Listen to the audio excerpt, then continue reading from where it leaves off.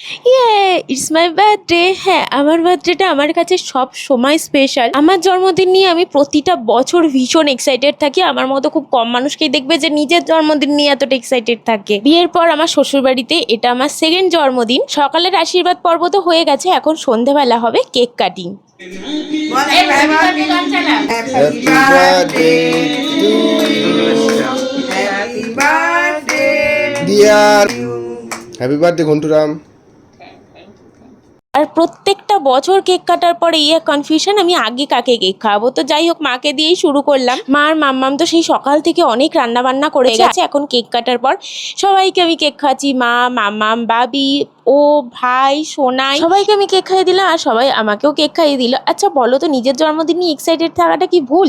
আমি তো মনে করি নিজের জন্মদিনটা সবার আগে নিজের কাছে স্পেশাল হওয়া উচিত। নিজেকেই যদি না ভালোবাসি, তাহলে অন্য কেউ কেন আমাকে ভালোবাসবে? আর অন্য কাউকেই বা আমি ভালো রাখবোটা কি করে? 30 বছর হয়ে গেছে আমার।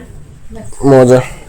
এই যে আমার মা বাবার পক্ষ থেকে দেয়া আমার স্পেশাল বার্থডে গিফট আর ড্রেসটা দিয়েছে ও। যদিও এবার আমার জন্মদিনে বেশি কেউ আসতে পারেনি, তবুও আমরা যে কজন ছিলাম সবাই মিলে ভীষণ মজা করেছি এবার।